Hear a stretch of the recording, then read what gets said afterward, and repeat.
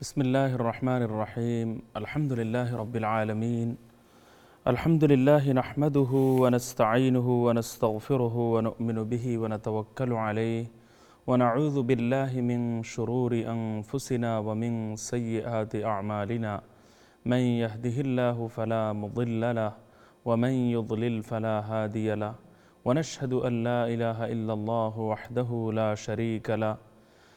شريك له ولا نظير له ولا مثل له ولا مثيل له، ونشهد أن سيدنا وسندنا وحبيبنا وحبيب ربنا وطبيبنا وطبيب قلوبنا ومولانا محمدا عبده ورسوله صلى الله تعالى عليه وعلى آله وأصحابه وبارك وسلم تسليما. أما بعد، قال الله سبحانه وتعالى: وعلم آدم الأسماء كلها ثم عرضهم على الملائكة فقال أنبئوني بأسماء هؤلاء إن كنتم صادقين. قالوا سبحانك لا علم لنا إلا ما علمتنا إنك أنت العليم الحكيم. صدق الله العظيم وصدق رسوله النبي الكريم، ونحن على ذلك لمن الشاهدين والشاكرين والحمد لله رب العالمين. وبعد. محترم ناظرین، السلام علیکم ورحمۃ اللہ وبرکاتہ۔ پروگرام علم و حکمت میں محمد عبد المنتقم آپ کو دل کی گہرائیوں سے خوش آمدید کہتا ہوں، اور اللہ تعالیٰ کی بارگاہ میں پروگرام کے شروع ہی میں دعا گو ہوں کہ اللہ تعالیٰ اپنے فضل و کرم سے اس پروگرام کو شرف قبول عطا فرمائے اور اس کے فائدے کو عام اور تام فرمائے۔ اپنی گزارشات شروع کرنے سے پہلے میں تمہیدی طور پر کچھ باتیں عرض کرنا چاہوں گا، اور آپ سے بھی مخاطب ہوں گا انشاءاللہ تعالی۔ پروگرام کے آخری حصے میں آپ کے سوالات لینے کا بھی معمول ہے۔ اگر آپ موضوع کے تعلق سے کچھ گزارشات، کچھ باتیں پوچھنا چاہیں، سوال کرنا چاہیں، تو اس کے لیے بھی آپ کو ضرور موقع فراہم کیا جائے گا۔ اللہ تعالیٰ نے یہ دنیا بہت ہی عجیب و غریب طریقے سے بنائی ہے، اور اس کائنات کو زبردست انداز میں سجایا ہے۔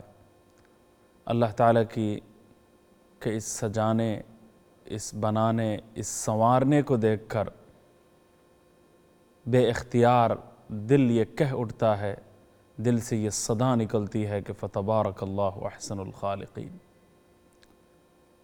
کتنا زبردست پیدا کرنے والا ہے، کتنا عظیم خالق ہے، بہترین بنانے والا ہے۔ اس کے بنانے کی خوبیاں اور بہتری کو انسان الفاظ کے ذریعے بیان نہیں کر سکتا۔ ہر درخت کی خوبیوں اور اس کی رعنائیوں اور اس کی سجاوٹ پر انسان فریفتہ ہو جائے۔ اللہ اکبر! کتنے لوگ ایسے ہیں دنیا میں جو درختوں پر وہ فریفتہ ہیں۔ اللہ اکبر! ہر وقت وہ درخت کے لیے، درخت کے پیچھے پڑے رہتے ہیں، درخت کی خوبیوں کا جائزہ وہ لیتے رہتے ہیں، اور درخت کے ہاتھوں وہ اسیر معلوم ہوتے ہیں۔ تو اللہ تعالیٰ نے ایک ادنا سے درخت میں اگر اتنی خوبیاں رکھی ہیں، تو پورے کائنات کی بے شمار چیزوں میں، بے شمار مخلوقات میں، جمادات میں، نباتات میں، حیوانات میں، اور مختلف جگہوں میں، مقامات میں اللہ تعالیٰ نے کیا کیا خوبیاں رکھی ہیں اور کیا کیا حکمتیں پنہا ہیں۔ ان کی قدرت کاملہ اور حکمت بالغہ کی کتنی مثالیں ہیں جو انسان اپنے دائیں بائیں، آگے پیچھے، اوپر نیچے، ہر جگہ وہ دیکھتا چلا جا رہا ہے۔ سبحان اللہ العظیم!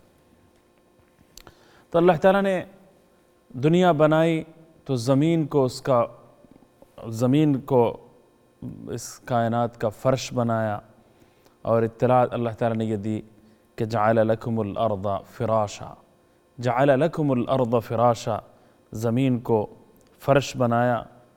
پھر آگے اللہ تعالیٰ نے ایک مقام پر فرمایا کہ آسمان کو اس فرش کا خیمہ بھی بنایا۔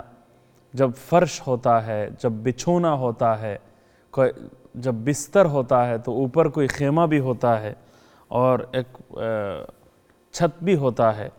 اللہ تعالیٰ نے فرمایا کہ وَجَعَلْنَا السَّمَاءَ سَقْفًا مَحْفُوظًا، اور ہم نے بنایا آسمان کو محفوظ چھت۔ تو آسمان کو اللہ تعالیٰ نے محفوظ چھت بنایا، اور صرف چھت بنا کر ہی فارغ نہیں ہو گئے، بلکہ آسمان کی اس چھت پر سبحان اللہ روشنی کے قندیل بھی اللہ تعالیٰ نے آویزاں کیے، روشنی کے قندیل بھی اللہ تعالیٰ نے لٹکائے، تاکہ اس مکان کی جو فضائیں ہیں وہ روشن رہیں۔ اور فرمایا کہ تبارک الذی جعل فی السماء بروجا، تبارک الذی جعل فی السماء بروجا وجعل فیہا سراجا وقمرا منیرا۔ سبحان اللہ، برکت والی ہے وہ ذات، تبارک الذی، جس نے آسمان میں برج رکھے اور ان میں روشن چراغ یعنی سورج، روشن چراغ اس کا مطلب سورج، اور روشنی بخش چاند بھی رکھا اللہ تعالیٰ نے، سبحان اللہ العظیم۔ پھر ان کو ستاروں کے لیے یعنی ان ستاروں کو چھت کے لیے سامان زینت بھی کر دکھایا، اور اطلاع دی انا زینا السماء الدنیا بزینت الکواکب، ہم نے آراستہ کیا آسمان دنیا کو کس چیز سے؟ زینت سے، جو ستارے ہیں، بزینت الکواکب۔ اور پھر اس فرش خاک کو بستر بنا کر ایک پوری دنیا کو ایک وسیع دسترخوان بھی بنایا، یعنی گویا ایک فرش خاک بنایا اور اس کو ایک وسیع دسترخوان بھی بنا دیا اس زمین کو، سبحان اللہ۔ ایک طرف چھت بھی بنا دی، خیمہ بھی بنا دیا، اس خیمے میں قندیلیں بھی روشن فرما دیں، شعلے بھی روشن فرما دیے، اور ستاروں کی زینت سے بھی مزین فرمایا۔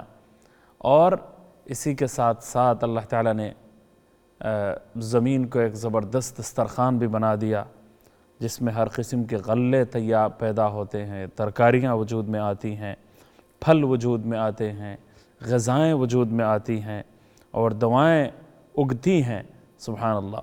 اور ہر قسم کے میٹھے، کھٹے، نمکین اور مختلف قسم کے ذائقہ دار جو پھل ہیں وہ وجود میں آتے ہیں، اور دانے اس کے نکلتے چلے جاتے ہیں۔ هو الذی انزل من السماء ماء فاخرجنا به نبات كل شيء، سبحان اللہ۔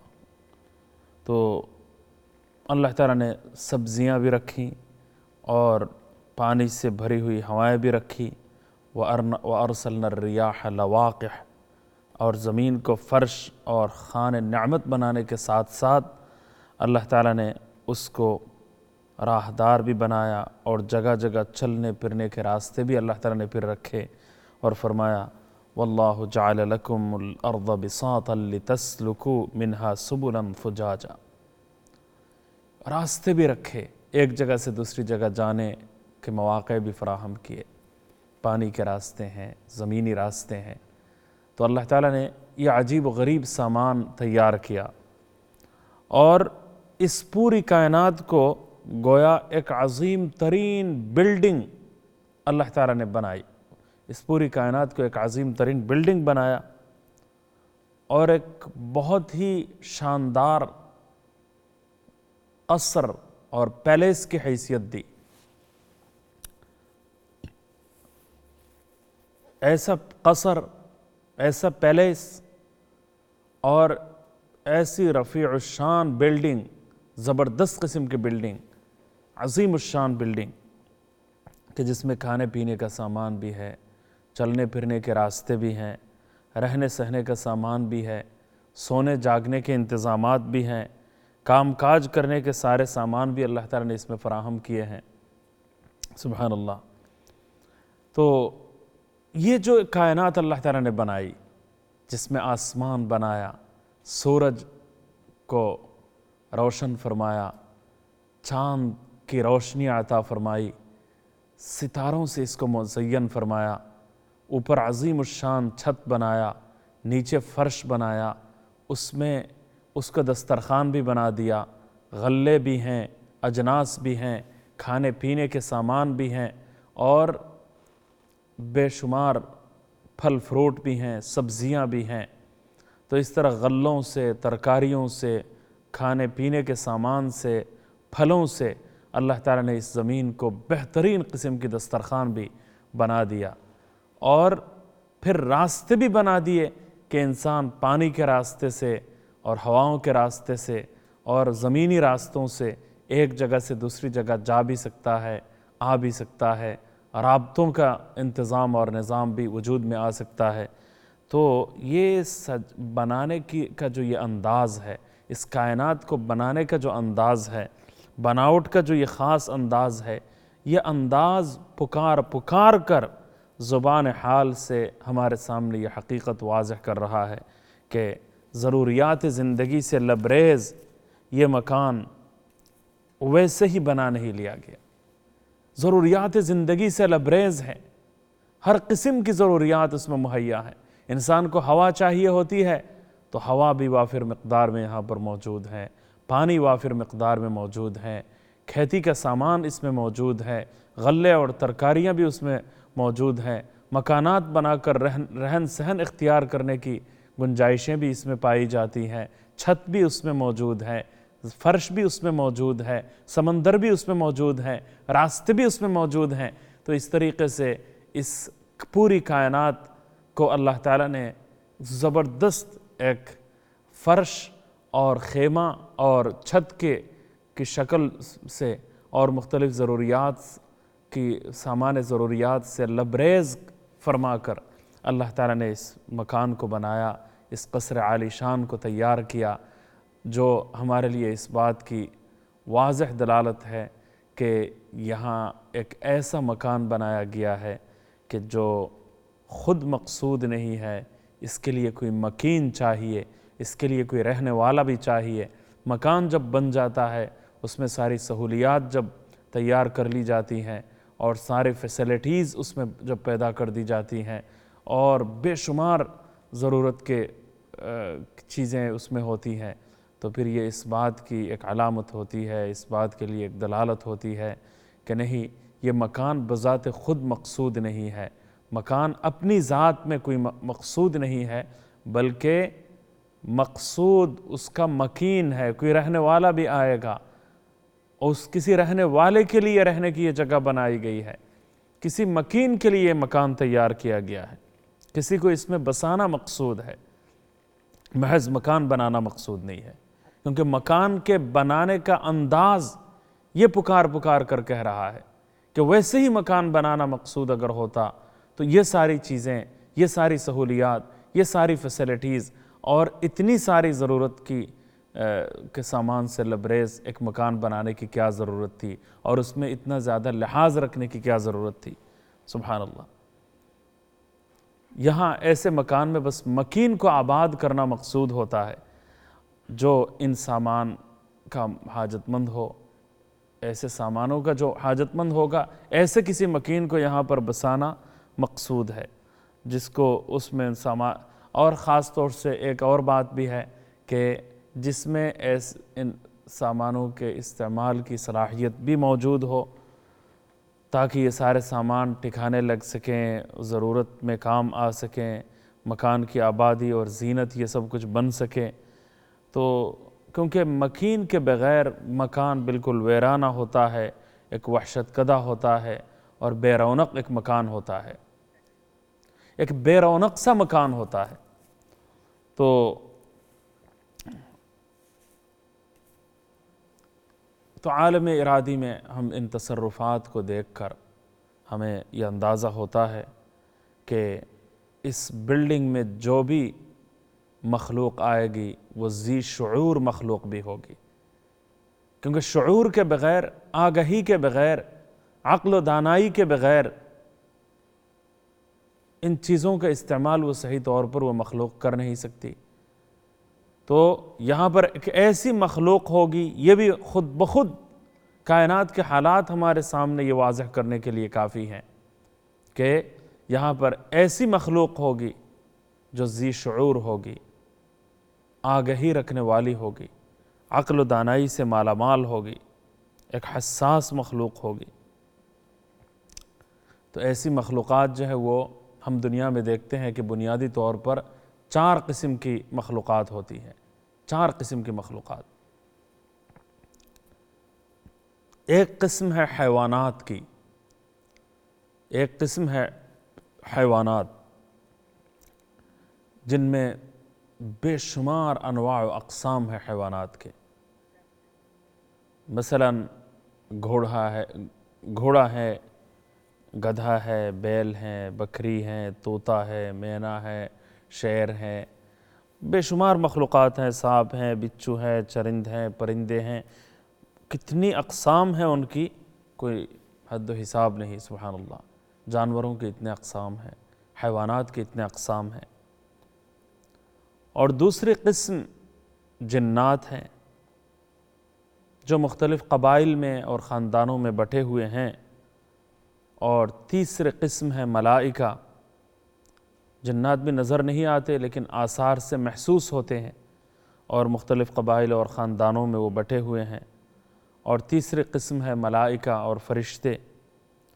تو یہ فرشتے بھی نوری ہیں، اس وجہ سے نور سے اللہ تعالیٰ نے ان کو بنایا ہے، اس وجہ سے وہ غیر معمولی لطیف ہوتے ہیں اور نادیدہ ہوتے ہیں، نظر نہیں آتے، لیکن اپنے آثار ایسے ہیں کہ ان آثار کی وجہ سے سبحان اللہ مثل دیدہ ان کو کہا جا سکتا ہے، یعنی دیکھنے کے قابل ان کو قرار دیا جا سکتا ہے۔ تو یعنی دیکھنے کے قابل جو جانور ہے ان کی حقیقت کو جس طرح تسلیم کیا جاتا ہے، فرشتوں کے وجود کو بھی تسلیم کیا جانا چاہیے۔ اور ان میں فرشتوں میں نر بھی نہیں ہوتا، مادہ بھی نہیں ہوتا، کوئی نر نہیں ہوتا، مادہ نہیں ہوتی، تو اس وجہ سے نسل سے وہ بالکل پاک ہیں۔ تو اور چوتھی قسم ہے بنی نوع انسان۔ انسان ایک چوتھی قسم ہے، تو زمین کے ہر خطے میں بسے ہوئے ہیں، اپنے کاروبار میں مصروف ہیں۔ تو مخلوقات کی یہ بنیادی طور پر 4 قسمیں ہو گئیں جو اپنی صلاحیت کے اعتبار سے اپنے اندر ایک شعور بھی رکھتی ہیں اور اپنے اندر احساس بھی رکھتی ہیں، اور ان کے بارے میں یہ کہا جا سکتا ہے کہ کائنات کی جو بلڈنگ اللہ تعالیٰ نے بنائی ہے، جو قصر عالی شان اللہ تعالیٰ نے تیار فرمائی ہے، اس میں چونکہ وہ ایک رہائش گاہ ہے، اس میں چھت ہے، اس میں فرش ہے، اس میں دسترخوان ہے، اس میں پانی ہے، ہوائیں ہیں، ستارے ہیں، سیارے ہیں، ضروریات زندگی کے سامان ہیں، اور زندگی کی تمام اور ہر قسم کی ضروریات سے لبریز ہیں۔ تو اس کائنات کے بنانے کا انداز، جیسا کہ پہلے میں نے عرض کیا تھا کہ یہ ہمیں بتلا رہا ہے کہ یہاں پر کوئی ایسی مخلوق ہوگی جو مکان بذات خود مقصود نظر نہیں آتا، کیونکہ اس میں ایسی سہولیات، ایسی فیسلٹیز رکھی گئی ہیں کہ انسان حیران رہ جائے۔ تو اس میں جو خوبی ہے وہ یہ ہے کہ اس میں ایسی مخلوق ہوگی جو ذی شعور ہوگی۔ اب وہ ذی شعور مخلوقات 4 قسموں کی ہو گئی۔ حیوانات، جانور جو ہوتے ہیں، چرند ہیں، پرند ہیں، جتنے بھی حیوانات ہیں، جانور ہیں، وہ ایک قسم ہے، اور دوسری قسم جنات کی ہے، اور تیسری قسم جو ہے ملائکہ اور فرشتوں کی ہے، اور چوتھی قسم جو ہے انسانوں کی ہے۔ تو یہ 4 مخلوقات ہیں جو اپنی صلاحیت کے مطابق اپنے اندر احساس رکھتی ہیں، شعور رکھتی ہیں، اور اس کائناتی بلڈنگ کے وہ باشندے اور جائز وارث ہونے کے مستحق ہیں۔ اسی وجہ سے اللہ تعالیٰ نے انہی 4 کو ہی بھیجا ہے، اور زمین اور آسمان میں ان کے پورے پورے حقوق ہیں۔ انسانوں کے بھی حقوق ہیں، جنات کے بھی حقوق ہیں، فرشتوں کے بھی حقوق ہیں، اور جانوروں کے بھی حقوق ہیں۔ اللہ تعالیٰ نے ان سب کو حقدار بنایا ہوا ہے۔ کسی کو یہ حق نہیں ہے کہ ان 4 قسم کے جانوروں کے حقوق کو کوئی پامال کرے، 4 قسم کے جانوروں کے حقوق پر کوئی ڈاکہ ڈالے، حقوق کی پامالی کا مرتکب ہو، حقوق کو خراب کرنے کا کسی کو حق نہیں پہنچتا، یعنی کسی نفع سے کسی مخلوق کو محروم کرنے کا حق ہمیں نہیں ہے۔ غذا انسان کی ضرورت ہے، جانوروں کی ضرورت ہے، جنات کی ضرورت ہے، مکان ہے، تن پوشی ہے، رہن سہن ہے، سب کے حقوق اس میں قائم ہیں۔ اس بات کا حق ہر ایک کو حاصل ہے کہ وہ رہنے کے لیے اس کائنات میں مکان کی تلاش کریں، غذا کے لیے مناسب جس کے لیے جو مناسب غذا ہے وہ کمائے، اس مہیا کریں۔ تو اگر کوئی کسی کا حق تلف کرے گا، حق خراب کرے گا اور جائز حق حاصل ہونے میں کسی قسم کی رکاوٹ پیدا کرے گا تو بلا شبہ وہ مجرم ہوگا اور سزا کا مستحق ہوگا۔ چنانچہ ہم یہ بات دیکھتے ہیں کہ شریعت اسلامیہ میں جانوروں کے بھی بے شمار حقوق رکھے گئے ہیں۔ جانوروں کے حقوق کی حفاظت بھی پوری طرح اسلام نے کی ہے، حیوانات کے حقوق کی پوری رعایت اسلام نے رکھی ہے اور لحاظ اسلام نے رکھا ہے۔ حدیث پاک میں جناب نبی کریم سرور دو عالم صلی اللہ علیہ وسلم کے بارے میں آیا ہے کہ آپ صلی اللہ علیہ وسلم کی خدمت میں ایک اونٹ آپ صلی اللہ علیہ وسلم کی خدمت میں بلبلاتا ہوا حاضر ہوا، روتے ہوئے، اپنی زبان میں کچھ بولتے ہوئے حاضر ہوا اور اس کی آنکھوں میں پانی بہہ رہا تھا۔ اونٹ حاضر ہوا سید المرسلین تاجدار کائنات حضرت محمد مصطفیٰ صلی اللہ علیہ وسلم کی بارگاہ اقدس میں، آنکھوں سے آنسو روا تھے، وہ کچھ بول رہا تھا۔ اس نے آتے ہی حضور اکرم صلی اللہ علیہ وسلم کے قدموں میں اپنا سر رکھ دیا اور بلبلاتا رہا۔ آپ نے فرمایا کہ بلاؤ اس اونٹ کے مالک کو، تو حاضر کیا گیا اس مالک کو۔ تو آپ صلی اللہ علیہ وسلم نے فرمایا کہ یہ اونٹنی تیری شکایت کر رہا ہے، یہ اونٹ تیری شکایت کر رہا ہے کہ تو طاقت سے زیادہ بوجھ اس کے اوپر لادتا ہے۔ اللہ اکبر! یہ حضور صلی اللہ علیہ وسلم کی شان تھی۔ آپ وما ارسلناک الا رحمۃ للعالمین کے مصداق تھے، پوری کائنات کے لیے، تمام جہانوں کے لیے آپ رحمت بنا کر اس دنیا میں بھیجے گئے تھے۔ چنانچہ ہم یہ بات دیکھتے ہیں کہ آپ کی بارگاہ اقدس میں وہ اونٹ آیا اور اپنا سر حضور اکرم صلی اللہ علیہ وسلم کے قدموں میں رکھ دیا اور